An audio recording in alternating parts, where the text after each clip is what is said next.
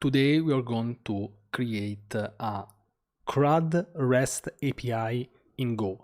We will have 5 endpoints to create, read, update and delete a resource. It will be called users, I think. We will create a Dockerized application. So we'll create a Dockerfile and we will Dockerize the Go application. We will create a Docker compose file to define some services, basically containers, and we will run a Postgres instance, a Postgres container service using Docker compose. So we will not install Postgres on this machine, but as you will see, we will run a Postgres instance pulling, downloading the Postgres image directly from Docker Hub, a sort of GitHub for Docker images repositories.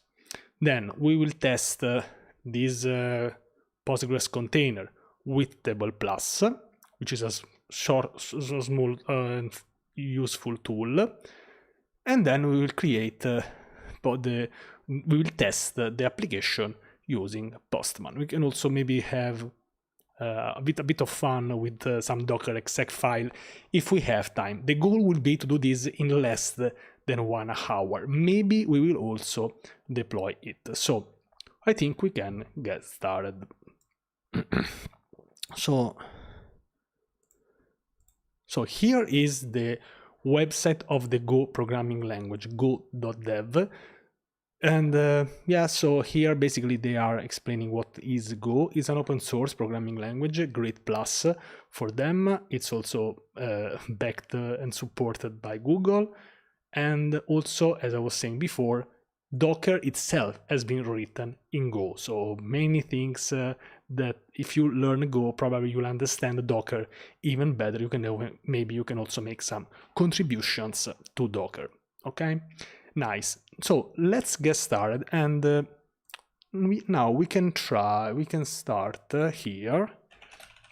Okay, so we are here. Before I start this time, let me show you that I don't have any Docker object on my machine. So if I do docker ps-a, we see that I don't have any container. If we do Docker images, we don't have any image. If we do Docker network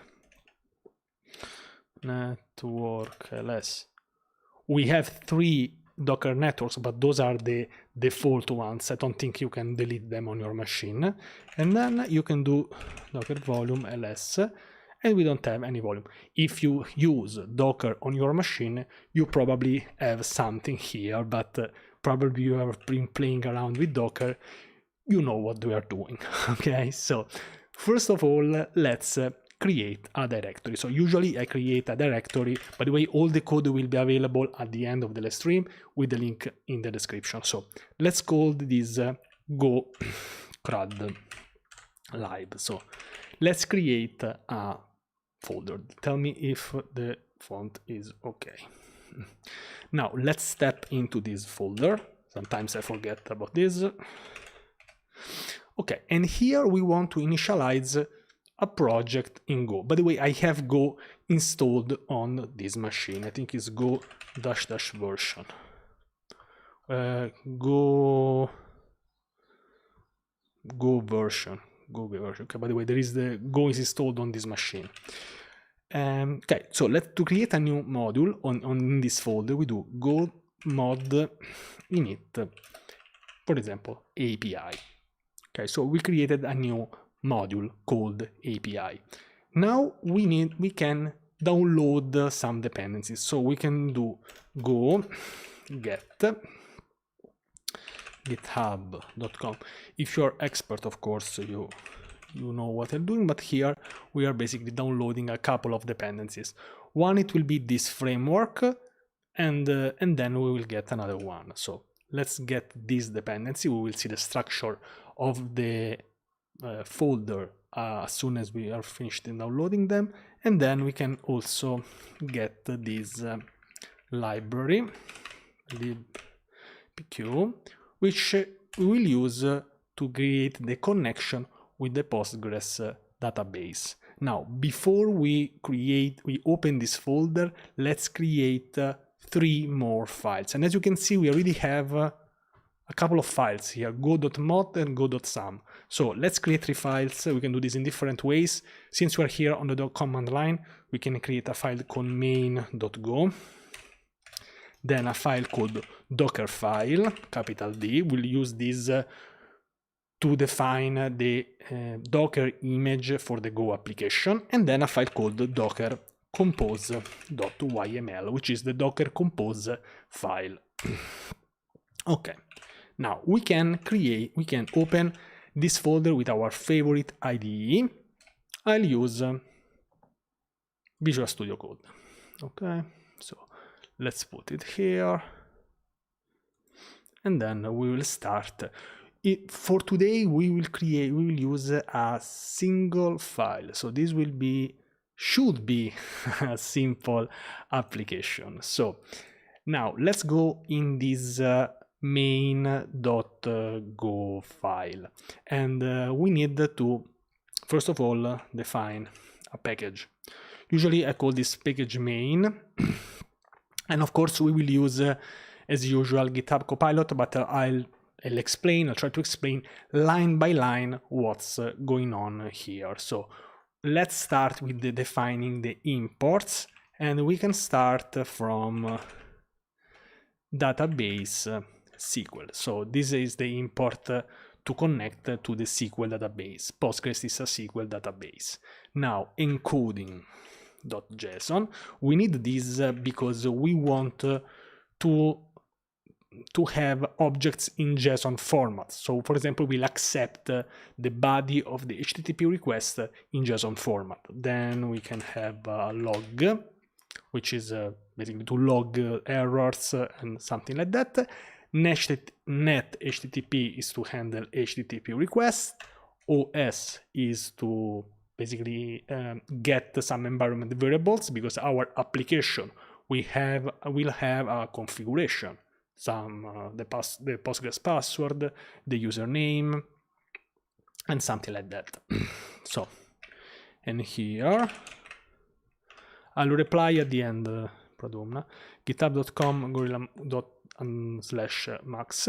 So we have the framework here and the Postgres dependency. Okay. Now the code, the IDE is complaining, but just because we have not used that. Do you want this maybe bigger? Maybe it's better. What do you think? Maybe it's better, a bit bigger. Okay, so in Go there are structs. So basically we can define our own structure on the objects, what we want to insert. So usually we have a user, so the user will have an ID, a name, and an email. No worries, a name and an email. Okay, so here we are using this format, and as you can see here we have this format that we have an ID is an int, a string, and another string. Okay, nice. So now let's create the function main. Okay, and here first of all we need to make the connection to the DB, connection to database, and here we want to connect to a Postgres DB, but there could be some error, maybe we are not passing the correct environment variable, so we need to have this syntax. Now here we are defining 2 variables, db and r. This is something that I really like about Go, that you can define these variables in this way. So basically we will have this SQL.open, which is a function, of course, and this is the environment variable, so os.getEnv, it's to get the environment variable. We will call it database URL. Okay, let's leave it like that. Now, if the variable error is not nil, and it's a sort of a null in Go, we want to log an error. So this usually happens if you, I don't know, you used a different environment variable or you didn't set it properly. In this case, we want to log an error. you have no idea how many times this happened to me during the example. And after this, we want to close the DB connection. DB connection should always be closed after we interact with the DB. Sometimes this is transparent to us because maybe we use a tool that opens and closes the HTTP connection automatically. Now, we want to create a router. So we want to handle different requests. And this is, to be honest, this is all we have using MOOCs for. So it's literally just 6 lines of code. 6 lines of code. So for sure, if you use a different framework, you can handle this very, very quickly. So we define this router, and now we can do, let's call it router, it's clearer. Okay. And then basically now we want to define this the route. So for example, if we go on /users with a get, we want to get all the users. If we go on the post request, we want to create a user, and so on. Okay, so this is the basic idea. Now let me remove what happened here. So users, let this something simple. Get users. Okay, so I think this should be pretty self-explanatory. But let's try to explain it. So we have this router. We want to handle the HTTP request when we have a get request on /users. Okay, we want to call a specific function that we'll create, of course, below. Now we are just defining the functions. Then we will create what will happen. Okay, we don't want to do this here. Okay. Okay, so this is to get all the resources. This is to get one user. This is already handled as a query parameter. As you see, imposter. And then we can handle a post request with the users. Of course, this will also accept a body. This is to update a user, so a put request on users/id, because for example, let's say that we want to update the user with the ID number 2, then we'll do a put request on users/2, and we can update the users. And now here we can of course delete an existing user. Okay, and then we can start the server. This looks bad, but this is basically log.fatal. It means that if you have an error, you can handle this request on the port. In this case, I think we can also just use an hard-coded one, because I will not change the port here, okay? Now here I want to do something. I want to return I want to add an header on the response. A good thing of Go is that we can easily handle some middleware function. So if we do JSON content type middleware, this means that we will call this function, and for example we can add a header. Otherwise we should add the header on all the responses. We don't want to do this. 1 second. Hold on 7. Okay, 1 moment. Perfect. Okay, almost done. Perfect. Rather. Okay. Let's do it. Okay. Now, of course, it's a bit complaining because we already defined all these ones.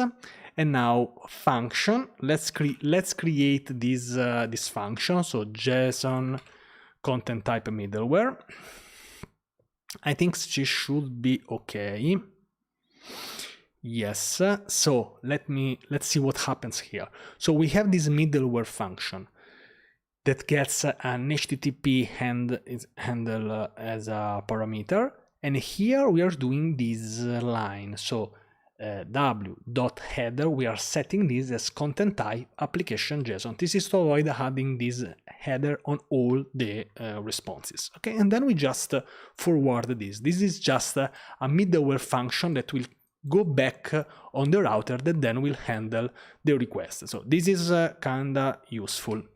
Now let's get all the users. So now basically we are creating what I usually call controllers. So we will have just 5 endpoints here. We are not doing the test endpoints, or maybe I should. But for now, let's try without. If I have any problem, I create also the test. So this is the function, get users, and then we are handing the request. Let's see if this is okay.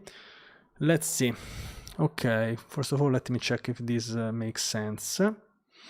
Doing well. Okay.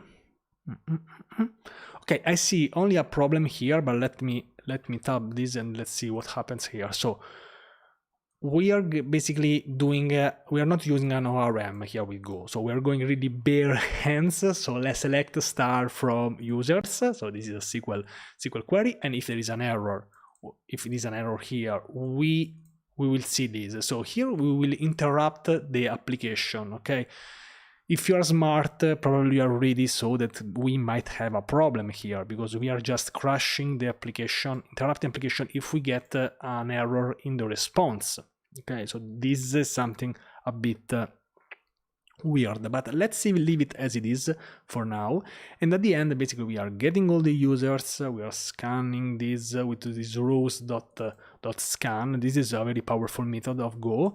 And then we append all the users in this users array. And then basically we return the users encoded in JSON. This is very powerful, JSON.new encoder. So we can encode the users in JSON format natively. It's with this package. Okay, so it's almost native. It's very transparent. Now, let's get to another function. Okay. Just, yes, it makes sense. Yes, function. Okay. So let's get a user using a single ID. Okay. So now to do that, the function will be very similar to each other. Let's see if this makes sense to you. So we have this function. Okay. We will return this, but we are getting this ID, these vars.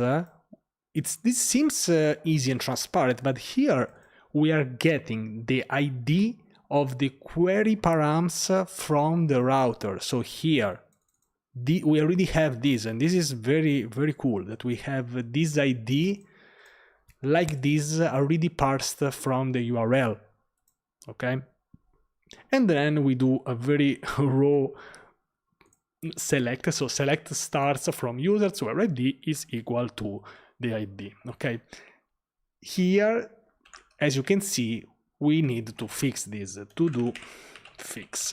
Okay, because we can't have something like that. We can't make our application crash if there is not the user/3, but we will come back to this later.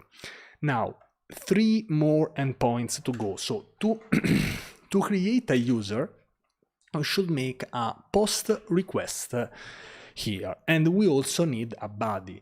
And as you can see here, this is so maybe this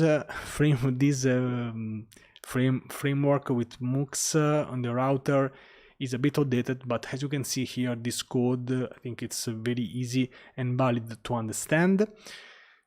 And so we want to create this user. So we have this JSON.new decoder airbody.decode. So this is super powerful because basically we are decoding in JSON the body request.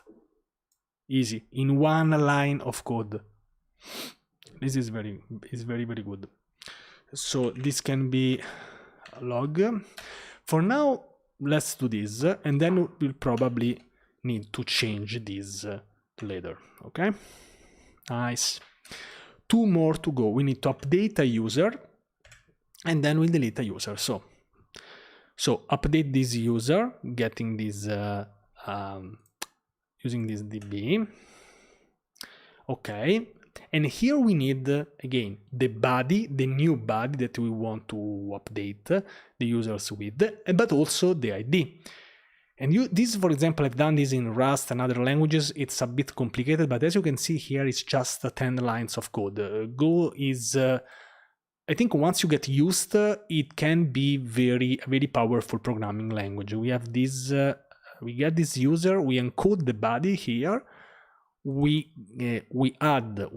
basically get all the variables from the parsed URL here, and then we update on the users table, and we set the name and email where the ID is the ID passed here as a parameter.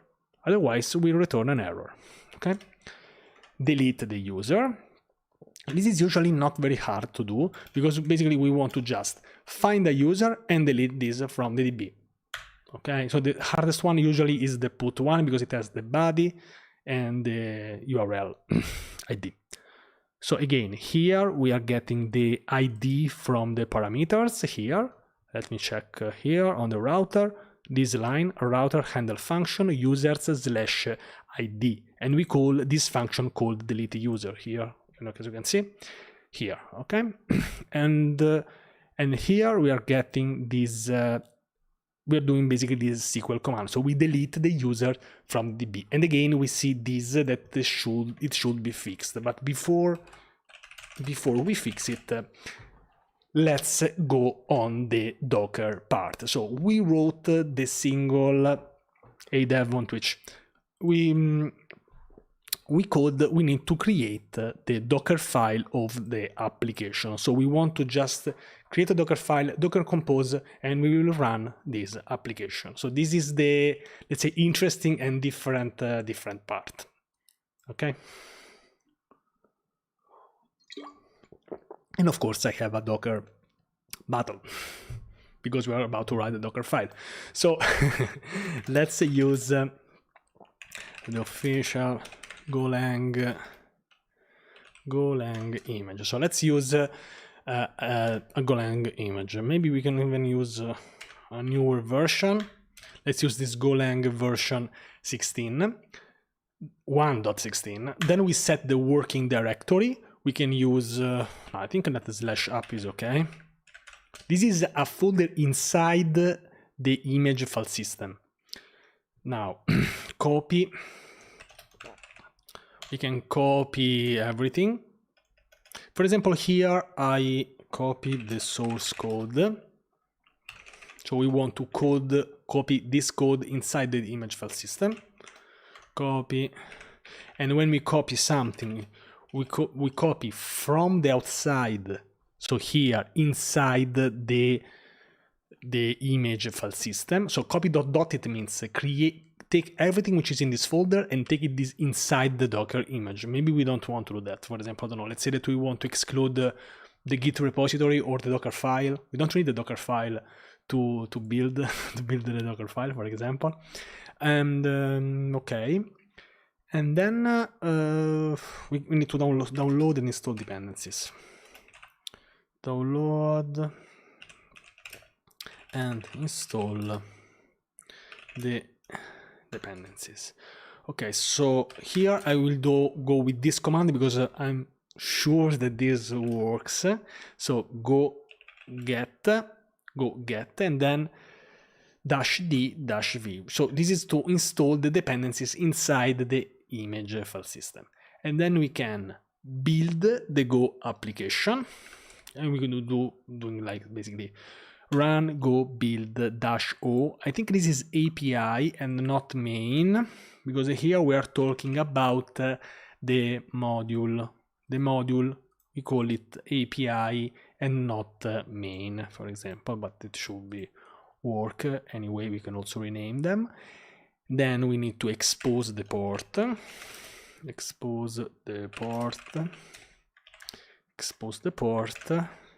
The default one is 8080. Instead, I want to use the port 8000. Usually I make errors on this port when I do tab. Okay. And now the last command is to run the executable. This is one of the most powerful things of Docker.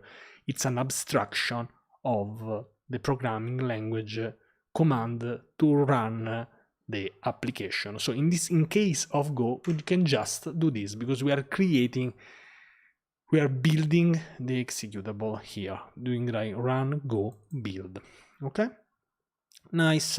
So we are almost done. We just need the Docker compose file, run the Postgres instance, run the Go app, build and run the Go application, and of course fix all the bugs that I did. But that will be, of course, the funny part where people will make fun of me. Okay, so Docker Compose version 3.9. Oh my god. No, let's type this together. So in a Docker Compose we can define multiple services. Now they're called services, but they're basically containers. I don't know why they call them services, because at high level, at Kubernetes level, they usually do call them services and not containers anymore. The reason is that a service can have different replicas of the same container. So this is the reason. But when you see service here, for now, you can just think containers. This is a mini Docker crash course. I agree, Pradumna. For sure, we will make updated version. So now we're just seeing the REST API, let's say, in as fast as possible. But of course, this is not super optimal. This is to have something fast that works, okay? Because of course, this project will be open source once I'm done. So container name, we can define the name of the service. Usually I like to have as a container name the same name as a service. This is not a must, but usually I like this. Otherwise, Docker Compose will get the folder, will do something that I don't like. I just like to have the default. I like to define the container name, but this is not just for convenience. It's also because, and this is very important, the Docker containers, they communicate each other, listen, using the container name. So if you don't know the container name of your application, you can define a static name for your container, and this is bad. You can't use a random name, because if on the server they have a different structures on the folder, this might be a mess. So it's not just for convenience, it's also because we want to have to handle the container names to make them connect. I know. Okay, now I already forgot here how is it called, the database URL. We're basically doing a mini Docker crash course every single time. Okay, so let's define this. So here, for example, we can use host equal, and this is probably one of the most important parts of the of our application. So host, we define go_db, and then we need to define a user, Postgres, a password Postgres, DB name Postgres, it's okay for now, and then we can disable this SSL, which is basically for security, but we want to disable this because we want to have something up and running as fast as possible. As a ports, of course, here is GitHub Copilot is suggest 8,000, but we want to create use this one, and then depends on GoDB. So we want this to depend on this other service that we are about to write right now. So let's go. This is the fourth time that I create this part, so I'll be a bit fast here. So we are defining a service based on the Postgres image. So we want to define a container name, go_db. Postgres, usually I use version 12 because I want to be sure that this is compatible. Probably at some point I can also switch to Postgres 13, and then we can go with the environment variable defined for the Postgres container. So these three should match these three. Now, here we have the password, the user, and the DB. So we have all three of them. And now the port is okay. And now we need to define the volumes, the volume, I should say. What did I type here? Volumes. Usually, and of course here we can use PG data. So we want to have what is called a named volume. Okay, I think it's like that. Okay. Okay, and here we are defining the volume. Now, technically, I'm done with the application. So I wrote the Docker Compose, I wrote the Dockerfile, I wrote the main.go in how many minutes, like around 20 minutes. Now we need to go with the most interesting part. So first of all, let's run the instance of the DB. So how can we do that? We can move in the folder where the Docker Compose file is located. Can you see here we have the Docker Compose here, and now we can do Docker Compose app and the name of the service.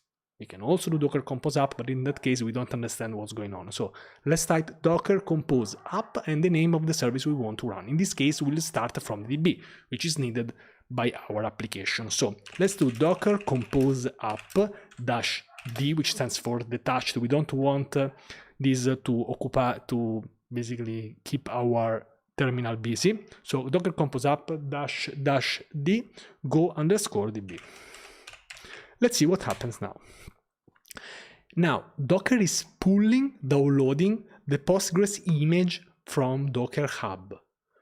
What is happening now is the same as downloading Postgres on your machine and then running a Postgres instance on your machine. There are so many advantages of doing this instead of just downloading the Postgres instance, but I think the most important part is that once you are done, I can just delete a Postgres image, which is of course faster than just uninstalling the Postgres, I don't know, using the control panel or something like that. Okay, now let's see if the container is up and running. Usually I start typing docker ps-a. It seems that it's up and running. Can you see here? Status up.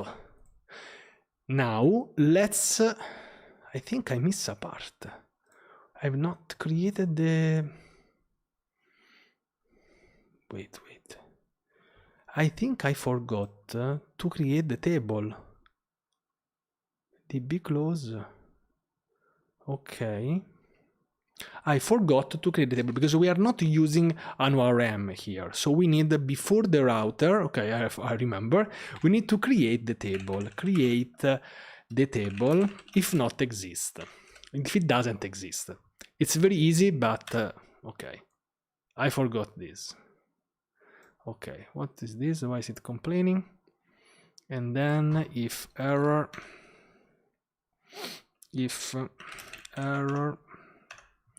okay, so at least I remember this, but we are not building the image yet. Now let's check. Hey Julia, hi. Now let's check in the DB what's going on. Let's try to connect to the Postgres instance. So let's go here. As a host, we can put localhost, as a port 5432, user Postgres. In this case, we have as a user Postgres and DB Postgres, but probably I'll create an example when we have also different names. So let's test this. Connection is okay. If I type connect, nice, I connected with Postgres, but we don't have any table because the table will be created by the Go application as soon as we run the Go container. But before that, we need to build the Go image, the Docker Go image. So now let's see what happens. Docker Compose build. Time to pray. When we do a Docker Compose build command, we are basically telling Docker, please build all the images that have a build tag, build value in the services. So when we do Docker Compose build, we are not building the Postgres image. The Postgres image is already on Docker Hub. We want to build our application based on this file. Okay, and we also have the Dockerfile, but we don't have the Dockerfile for Postgres. We have the Dockerfile for our application, our custom application, we can say. By the way, this has been built, and as you can see here in the Docker Compose build, you can recognize maybe some steps of the Dockerfile. Let's spend a couple of minutes here, 1 minute. So can you see in the Dockerfile we are defining line by line what we want, and when we do Docker Compose build or Docker build, basically it's going line by line, and you see here copy ... here. Step 4 out of 5, this, and this one. Then we run is basically to run a command on the terminal. Go build, and this is one. Okay, we don't have all the steps logged, but basically we are doing 5 steps, 1, 2, 3, 4, 5. And we don't need a layer, we don't need a log for exposing a port. Now we built the image, but when we build the image, we will never see this CMD, because when we'll do Docker run, the container will be another layer on the top of the image to run this container. Docker mini crash course. Okay, so now the most important step. Docker compose app. In this case, I will not use -d because I want to see the log in the terminal in this case. And the Docker compose app should work because this will basically handle if we have different services. But just to be clear, let's do Docker compose app. Before we do that, no, I want to change something. I'm sorry.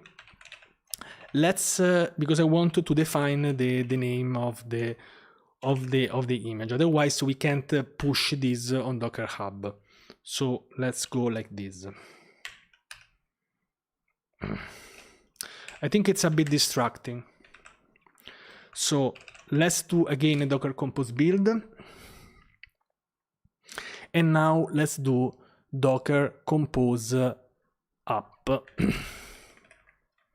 Compose app go up. No, compose go up. Let's see what happens.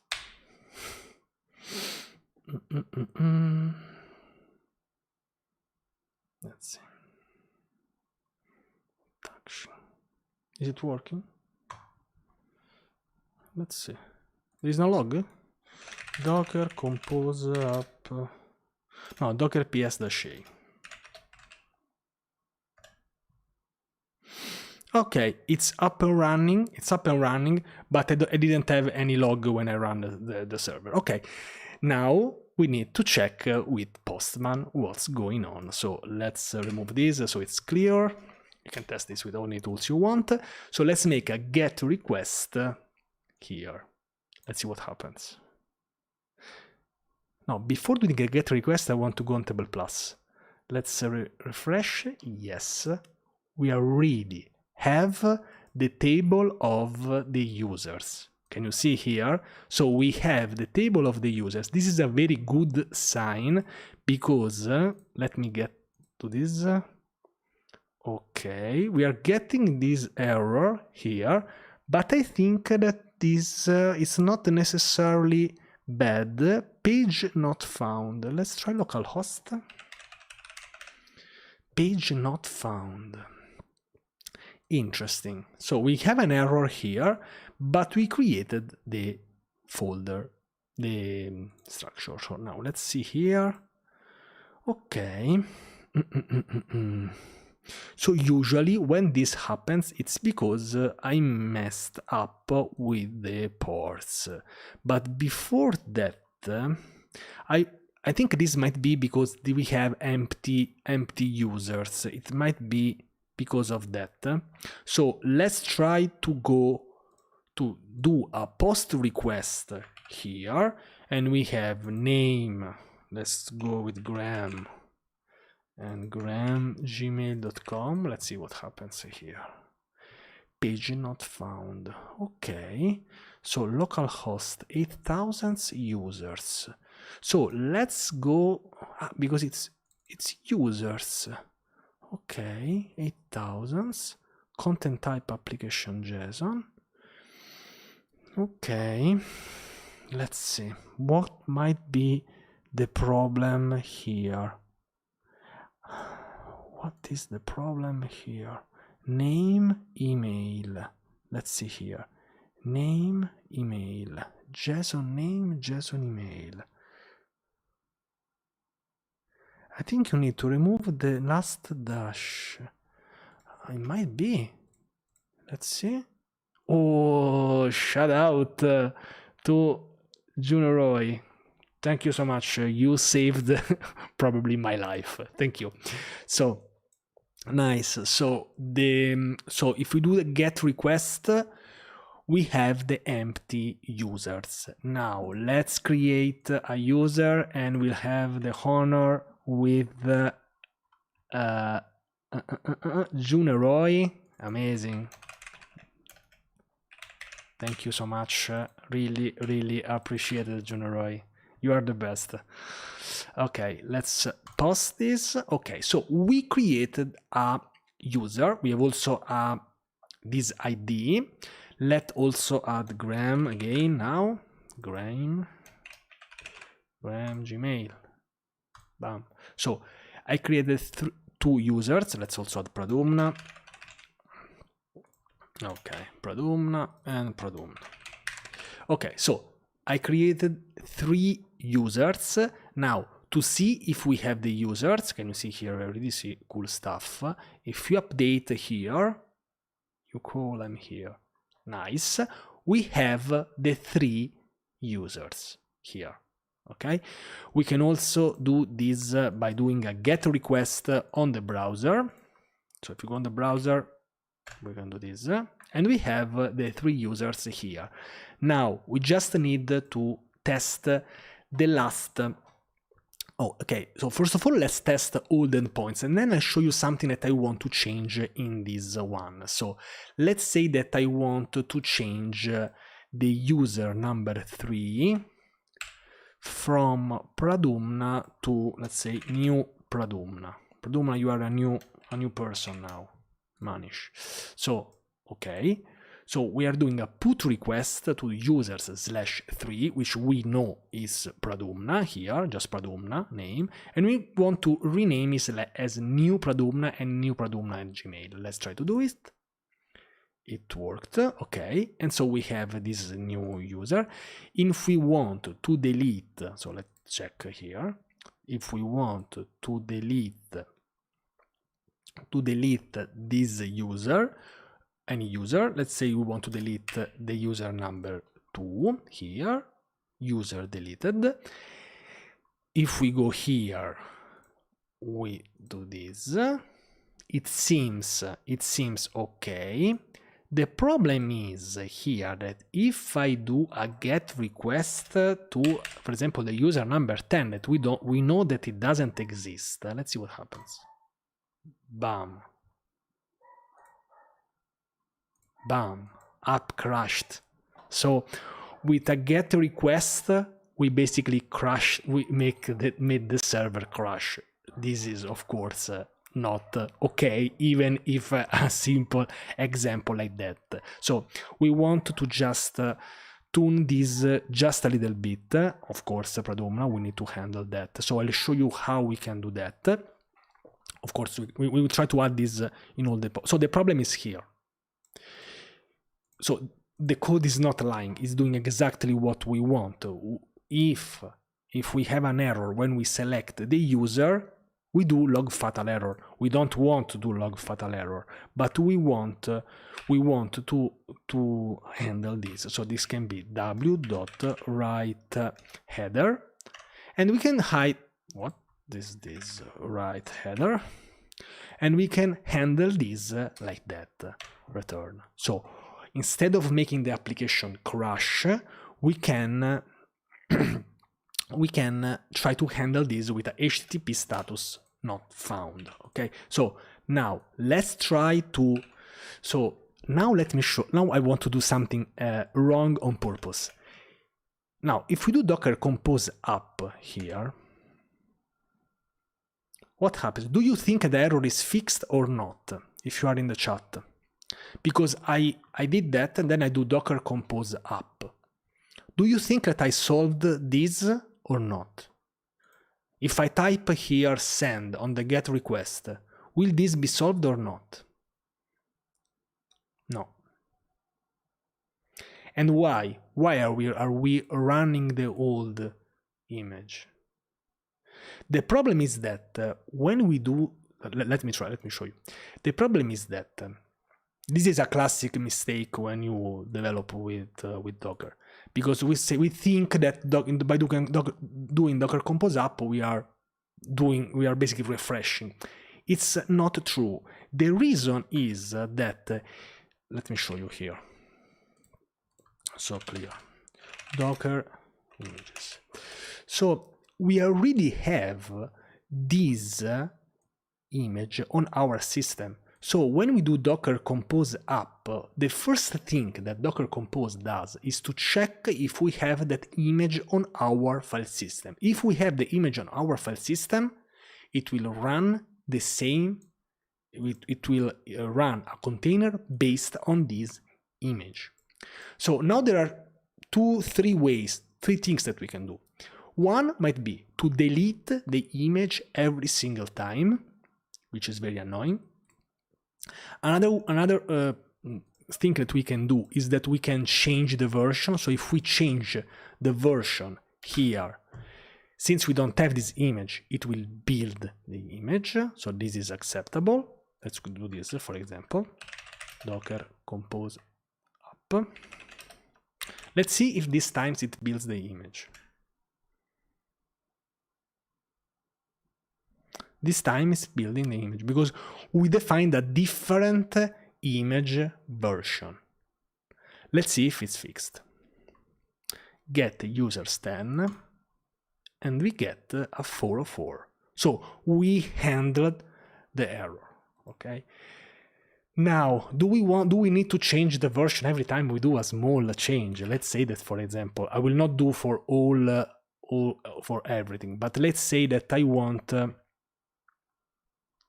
there is this bind mount, of course, Paduma, you're going a bit too advanced, but yes, of course, this is another version. For example, let's say that we want to handle in case we have the delete on the wrong one. So in this case, we can do exactly the same, which was w.write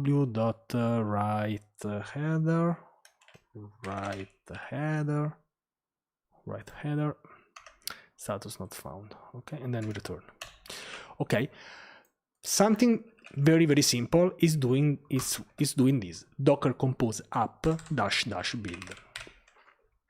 Docker Compose Up -- build, it forces to rebuild the image. Okay, so now we are using the same version of the Docker image, this Francesco XX go up 101, which might be when we are developing. Of course, we need to do this like multiple times, so we can even do, don't really need a version. We can also have a version for developing.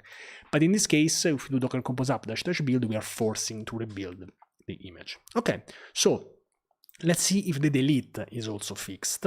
So if we want to delete something that doesn't exist, now, okay, let's see. One moment, we are getting a 200. Why? Let's see if there is something wrong. On the delete, because this is on the delete. I think, okay, so I think that the problem here is, let me see, because we are deleting something from the DB. Let me see, what's the problem here? Let me try to see what happens here. Status not fine. Hey everyone, hey Harshdeep, how's it going? So if we get all the users, I'm sorry, get all the users, we have ID 1 and 3, and if we delete users that does not exist, we are always getting a 200. Let's see if we can handle this in a better way. Write header, nil, and return. Maybe we're not adding the return type. Write header, HTTP status not found. Let's see. It's not returning an error, which is a bit strange. Because, okay, I think it's because how we are handling this. there is not an error when trying to delete a user that doesn't exist. Yeah, it's just a nil operation. Okay, so we basically, okay, so in this case we should write more code. Okay, we should first of all we should select the, okay, let's do this and then we'll wrap up this. But for example, we can select the user. Okay, so before doing that, there is no error from the DB, but we can do this. For example, we can first we can, oh, wait, scan user email. Let's get the user by ID, value user, and we select this from here. But this, of course, this will this code will never see the the production, of course. Okay. Okay, no new variables, value user. Okay, so we have the ID, if error, return. And now why it doesn't like that? Let's see what's the problem here. No new variables on the left side. Let's see here. When we get the users, we have this, and then we have that var user. So this is to get a single user ID. Okay. I